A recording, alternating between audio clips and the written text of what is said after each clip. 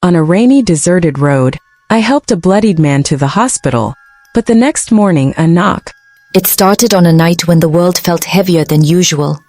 A night when even the rain seemed restless, like it was trying to warn me about something I wasn't ready to face. My name is Alec Rose, and I had no idea that by the end of that night, my life would never be the same again. I had just finished a long day. Nothing unusual, nothing exciting, just the routine of work, exhaustion, and the comfort of knowing I'd soon be home. The storm had been building since late afternoon, and by the time I stepped into my car, the sky was already split open with streaks of lightning. I remember thinking how ordinary it all was. Another rainy drive, another night alone in my thoughts. If I had known what waited ahead, maybe I would have taken a different road. Maybe I would have stayed home altogether. But I didn't. The windshield wipers struggled against the downpour, dragging across the glass in a rhythm that somehow made the silence inside the car even louder. The streets were empty, as if everyone else had already found safety behind their walls. The storm made the world feel like it belonged only to me. And for a while, I sank into that solitude. I told myself it was peaceful. I told myself it was nothing. But deep down, there was an unease. A tiny knot in my chest I couldn't quite name. I turned onto the road that curved away from the main street, the one I'd taken 100 times before, a quiet stretch that always seemed deserted after dark. And then I saw it. At first, I thought it was just a shadow in the headlights, a trick of the rain as it slashed across the pavement. But then the figure moved, staggered really, and collapsed to the edge of the road. My heart lurched so hard I almost missed the brake pedal. The car screeched to a stop, tires hissing against the wet ground. For a moment, I just sat there, frozen. My hands clutched the steering wheel so tightly they hurt. All the warnings we grow up hearing screamed inside my head. Don't stop. Don't trust strangers. Don't get out. But as the figure lifted his head, just barely, I saw the blood. It poured down his shirt, streaked across his arms, mixing with the rain as if the storm itself was trying to wash it away. His eyes caught the light of my car, wide and pleading, like he was clinging to his last thread of hope. In that instant, all those warnings vanished. I couldn't just leave him there. I shoved the car into park and ran out into the storm. The cold rain stung my face, plastered my hair to my skin. When I reached him, my stomach dropped. His body was limp, trembling, his breaths shallow. Blood seeped through his clothes, though I couldn't even tell where it all came from. His lips moved, but I couldn't hear anything over the thunder. I knelt beside him, my hands shaking as I tried to lift him. He was heavier than I expected, dead weight against my arms, but adrenaline made me stronger than I had any right to be. Somehow, I dragged him toward my car, my shoes slipping against the slick pavement. My clothes were soaked, clinging to me, the smell of blood sharp in the air. I pulled open the passenger door, shoved the seat back, and lowered him inside. His head rolled to the side, and I prayed he was still conscious. By the time I slid back into the driver's seat, my heart was hammering so hard I could feel it in my throat. I didn't even think. I just pressed the gas and drove. Every second felt like a countdown, every red light another enemy. I kept glancing at him, whispering, "Hold on, please just hold on," though I wasn't sure if he could hear me, or if he even wanted to. The hospital's glowing red sign cut through the storm like salvation. I pulled up to the emergency entrance and slammed the horn. Within seconds, nurses and orderlies rushed out, their eyes wide when they saw the state he was in. They pulled him from my car, voices shouting orders I couldn't make sense of, and wheeled him inside. And then, just like that, he was gone. I sat here, drenched, blood still sticky on my arms, staring at the doors as they swung shut. Relief washed over me for a moment. I had done the right thing. I had saved someone. But then, as the storm howled around me, another feeling crept in, one I couldn't shake. I felt like I wasn't alone. It was a prickling at the back of my neck, the heavy sense of eyes on me. I turned, scanning the shadows of the parking lot. Nothing. Just rain and empty cars. Still, the feeling lingered, chilling me more than the storm ever could. By the time I drove home, exhaustion weighed me down, but sleep didn't come. Every sound outside my window made me flinch. Every flash of headlights on the street below sent my pulse racing. I told myself it was just nerves, just the aftermath of a shock. But deep down, I knew it was something else. The next morning, the rain was gone. The world looked calm, clean, almost too peaceful. I made coffee, trying to convince myself that last night was just a strange chapter, one that would soon fade into memory. But then I heard it. A knock at the door. Slow, heavy, deliberate. The mug slipped in my hands, coffee spilling across the counter. My body went cold. Because in that moment, I knew. Whoever was on the other side of that door wasn't here to thank me. And that was the moment everything truly began. The knock didn't stop. It echoed through the house, steady and unrelenting, each thud sinking deeper into my chest until my breath caught. I froze in the kitchen, my hand still trembling over the spilled coffee, staring toward the front door like it was the mouth of a cave where something waited for me. I tried to tell myself it was nothing. Maybe a neighbor, maybe a delivery, though the heaviness of those knocks didn't sound like a delivery driver. No one knocks like that unless they want to be noticed, unless they want you afraid. I crept forward, each step slow, my bare feet cold against the floor. The silence between the knocks was worse than the sound itself, like whoever stood out there was listening, waiting for me to move. I wanted to run back upstairs, to hide and pretend I wasn't home, but the pounding came again, this time harder, shaking the doorframe. My throat tightened.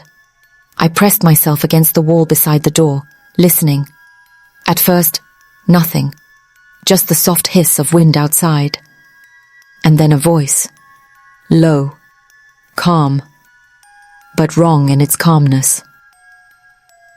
"We need to talk." My skin prickled. The words weren't a request. They were a command. I didn't answer. Couldn't. My heart was racing too fast, my mouth dry. I thought about the man I'd carried into the hospital, the way his blood soaked into my clothes. Whoever this was, they knew. Somehow, they knew. Then came another sound. Not just one set of boots shifting on the porch. 2, maybe 3. Heavy steps pressing into the wood. More than one person. My pulse pounded in my ears. I wasn't imagining it. They hadn't come alone. The knocking stopped. A silence stretched so long I almost thought they'd left. I leaned forward, straining to hear, when a new sound sliced through the stillness, the metallic scrape of something sliding into the lock. They were trying to open my door. A bolt of terror shot through me. I stumbled back, quarred. My breath ragged, my mind screaming to do something. I grabbed my phone, my fingers fumbling over the screen, dialing 911 with shaking hands. The operator's voice came through, calm and practiced, but my words tumbled out frantic, broken. "Someone's at my door. They're trying to get in. Please, you have to send someone now." I don't know what steadied me more. Her voice promising help was on the way, or the realization that I wasn't completely alone in this moment. But the seconds dragged like hours. The sound at the lock stopped. Silence again. I stood frozen in the middle of the room, clutching the phone to my ear like a lifeline, waiting for the next noise. My heart slammed against my ribs, my body trembling so hard I thought I might collapse. And then, footsteps, fading. Whoever they were walking away. The relief was sharp but fleeting, because in my gut, I knew this wasn't over. They hadn't gotten in, but they knew where I lived now. They had stood on my porch, touched my door, listened to my silence. By the time the police arrived, lights flashing against the windows, the street was empty. No footprints left on the porch. No sign of forced entry. Just me, pale and shaking, telling them over and over what I'd heard. They nodded, asked their questions, scribbled notes into pads. But I saw it in their eyes, the doubt, the disbelief. Maybe they thought I was overreacting. Maybe they thought it was just the storm, just my imagination. But I knew what I'd heard. That night, I didn't sleep at all. I sat in the living room with every light on, the metal box I'd pulled from the garage days earlier still hidden under the couch. I hadn't opened it again since the letter. My husband's handwriting haunted me, his careful words about protecting the neighborhood, about keeping it safe from families who didn't belong. At first, I had wanted to burn it all, to pretend it never existed. But now I couldn't shake the feeling that everything was connected. The letter, the families who had vanished, the man bleeding on the road, the knock on my door. I thought about the Johnsons, who had left so suddenly years ago. No goodbye, no explanation. The Garcias, the Woos, families I used to wave to from my porch, gone overnight. I had told myself it was coincidence, life pulling people elsewhere. But now I saw the truth behind the silence. My husband had been part of something, and maybe those men at my door were too. Morning came, but the dread didn't fade. I sat at the kitchen table, staring at the dried coffee stain, my hands wrapped around a cup I couldn't bring myself to drink. My phone buzzed. An unknown number. I almost let it ring out, but some pull made me answer. At first, nothing, just static. Then a voice, soft, almost a whisper. "You should have stayed in your car." The line went dead. I dropped the phone, my whole body trembling.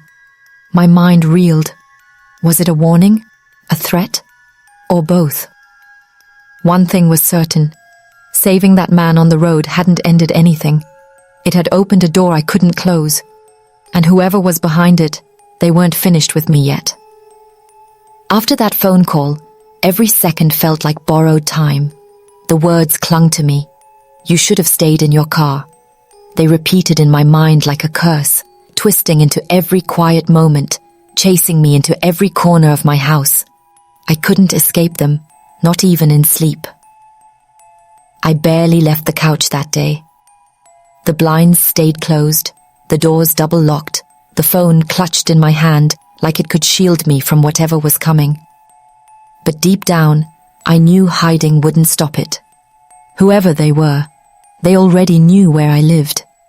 They had already touched my door, stood on my porch, listened to my silence. The hours dragged, and my thoughts kept circling back to the man I had carried from the road. Who was he? Why was he bleeding? And why did helping him feel like I had stepped into a story I was never meant to know?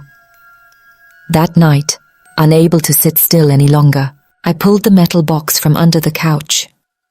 My hands trembled as I unlocked it, the old key stiff in the lock. The lid creaked open, and inside were the papers, the photos, the letter my husband had left behind.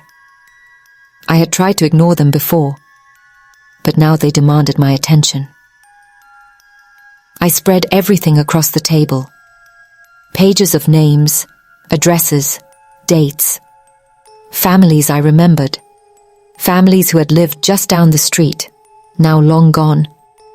Notes written in my husband's handwriting, cold, methodical, about neighborhood safety, about keeping balance. Words that at first seemed harmless, but now carried a weight that made my stomach turn. And then the photographs. Faded images of houses, people standing in driveways, children playing in yards. Except next to each photo, there were marks. Red circles, slashes, arrows pointing toward them like they were targets. I covered my mouth, trying not to cry out. It felt like the floor had dropped out from under me. The man I had loved, trusted, built a life with. He had been part of something cruel, something organized, something that didn't just happen years ago, but might still be alive now. As I sifted through the papers, a chill ran through me. Some of the dates weren't from years past. They were recent. Weeks ago. Days ago. Notes scribbled in the margins about new arrivals, about watching closely. And then one line that froze me completely. If anything happens, they will come for what I left behind. My stomach twisted. That was why they had come to my door. They weren't looking for me. They were looking for this. For the box. For the evidence. I shoved everything back inside, my heart racing, my hands clumsy with panic. My mind screamed at me to get rid of it, to burn it, to throw it into the river and pretend it never existed. But another part of me, small but steady, knew I couldn't. To destroy it would be to erase the truth, to bury the voices of the families who had suffered. I sat there in the dim light, the rain starting again outside, and for the first time, I wondered if helping that man on the road had been fate. Maybe he wasn't random. Maybe he was connected to all of this. Maybe he had carried the fight to my doorstep without meaning to. The days that followed blurred into one another. I jumped at every sound, every knock, every stranger passing on the street. But nothing was worse than the silence. Because silence meant they were waiting. Watching. Then, 3 nights later, I heard it again. Not at the front door this time, at the back of the house. A soft scrape, like a shoe dragging across the patio. I froze, every muscle tight, listening as the sound grew closer to the door. My mind raced. Should I call the police again? They hadn't believed me before. Should I run? Where could I go? My body moved on instinct. I grabbed the metal box, clutching it against my chest, as if it were the only thing keeping me alive. The noise stopped. For a long moment, the night was still. Then, slowly, deliberately, the handle on the back door rattled. I held my breath, praying the lock would hold. Seconds stretched into minutes, my heart pounding so loud I thought they would hear it from outside. And then, just as suddenly as it began, the rattling stopped. I waited, paralyzed, until the first light of dawn seeped through the blinds. Only then did I dare to look. The patio was empty, but in the corner, pressed against the glass, was a handprint. Clear, fresh, too high to belong to a child. I stumbled back, clutching the box tighter, tears stinging my eyes. This wasn't a warning anymore. This was a promise. They weren't just watching me. They were letting me know that sooner or later, they would come inside. And as the sun rose over the quiet street, one thought echoed in my mind, relentless and suffocating. I wasn't just a witness anymore. I was a target. I didn't sleep after that night. How could I?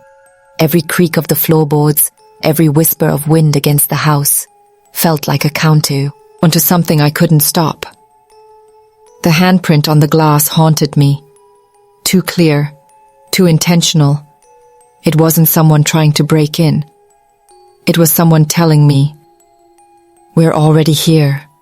We can touch your world anytime we want." I kept the box close, dragging it from room to room like a child clutching a toy for safety.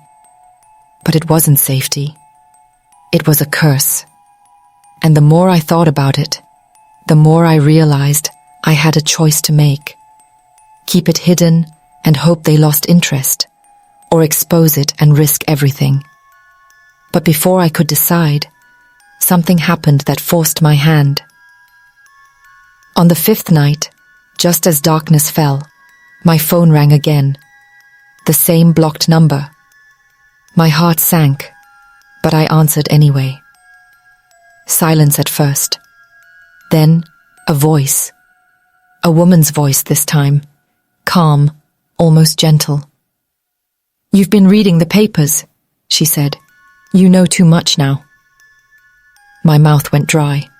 I wanted to scream, to demand answers, but all I could manage was a shaky whisper.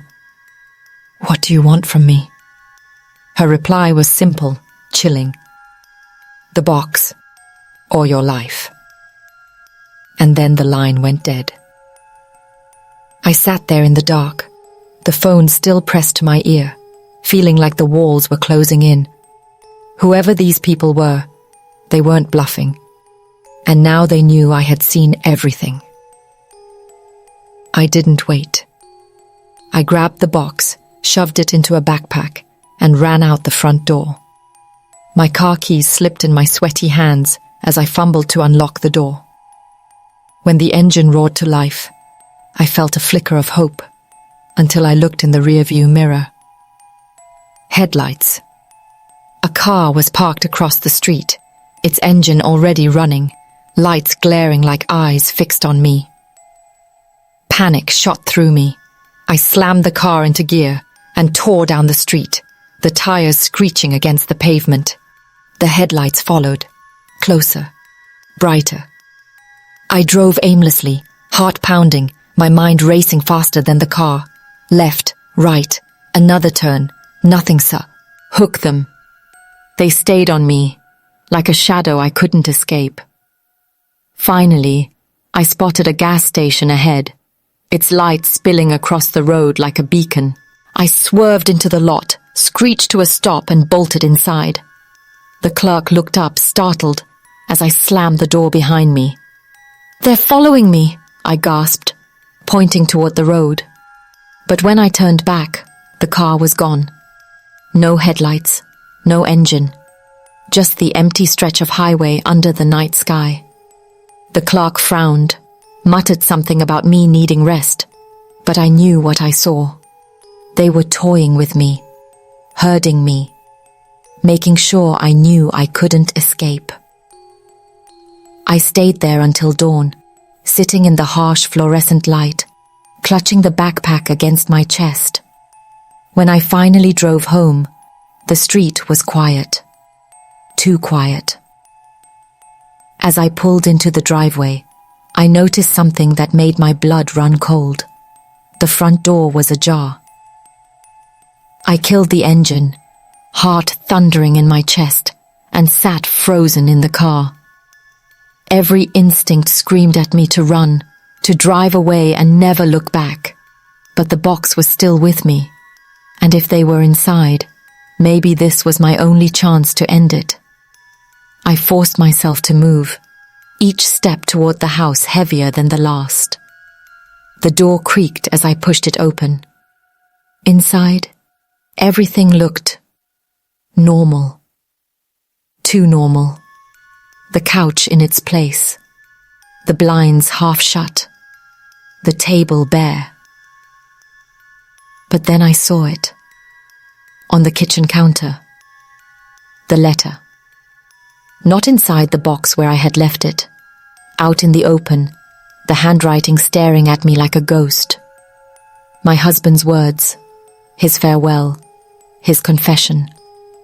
And underneath it, scrawled in fresh ink, a message that wasn't his. Choose your side, Alec. I stumbled back, my breath caught in my throat. They had been inside. They had touched my things, walked through my home, left me a warning. The silence pressed in around me, heavy and suffocating. And for the first time, I realized something terrifying. This wasn't about the box anymore. It was about me. They didn't just want the evidence. They wanted to know if I would carry on what he started, or destroy it. And standing there in the kitchen, clutching the letter with trembling hands, I knew the climax of this nightmare had arrived. Because one way or another, I would have to choose. I don't think I breathed for a full minute as I stared at that letter on the counter. The ink bled into the paper like it was alive, taunting me, forcing me to accept the truth. I wasn't just holding his secret anymore. I was part of it. Whether I wanted to be or not, they had pulled me into their world. My hands shook so badly I dropped the paper. It fluttered to the floor, silent, almost mocking. And in that silence, I heard it. The faint crunch of gravel outside. Someone was there. I backed into the shadows of the hallway, heart slamming against my ribs. I gripped the backpack tighter, every muscle tense, listening as footsteps crept up my porch. A shadow passed the window, slow and deliberate. And then, the knock. 3 sharp raps that cut straight through me. I couldn't move. My throat tightened, my mind screaming at me to do something. Answer, run, hide. But my body was frozen. The knock came again, louder this time. Then silence. And in that silence, a voice. Low, male, calm. You can end this, Alec. Open the door. Tears stung my eyes.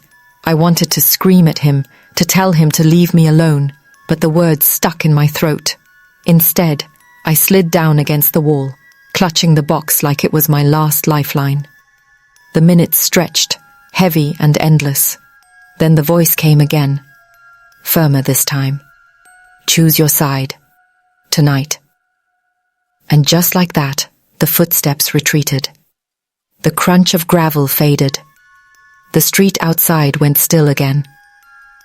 I don't know how long I sat there before I finally gathered enough strength to move. I locked every window, every door, my hands trembling so badly I could barely turn the locks. But deep down, I knew it didn't matter. Locks meant nothing to people who had already been inside. By dawn, my decision was made. I packed a suitcase with nothing but essentials and shoved the box into the trunk of my car. I drove without a destination, just miles of empty road stretching out before me. But the whole time, one thought burned in my mind. I couldn't keep running. If I did, they would never stop chasing me. So instead of hiding, I went to the one place they wouldn't expect. The police. I walked into the station with the box clutched in my arms, my voice shaking as I told the officer on duty that I had something they needed to see. Photos, documents, names, proof. I laid it all on the table. Every shred of evidence my husband had kept. The officer's face went pale as he flipped through the files. He excused himself, muttering about getting his captain. And in that moment, for the first time in weeks, I felt like I wasn't alone. But that feeling didn't last. Hours later, after endless questions and stacks of forms, I was escorted out the back of the station for my safety. An officer told me they'd launch an investigation, that I had done the right thing. But the way his eyes shifted, the way his voice dipped, I knew the truth. Some of them were part of this.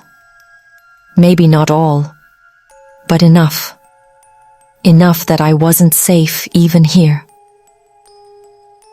That night, In a cheap motel room miles away from home, I sat on the edge of the bed, staring at the peeling wallpaper, wondering what my life had become. My husband was gone.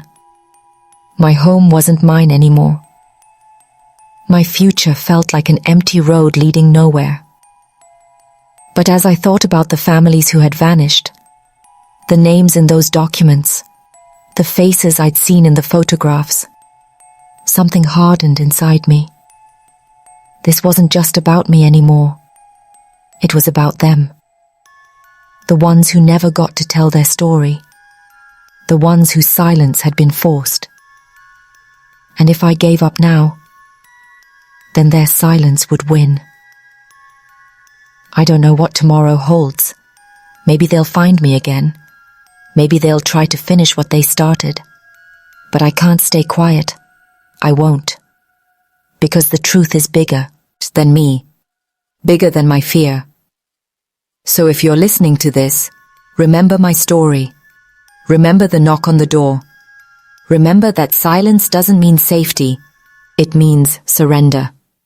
And ask yourself, if the knock came to your door, what would you do?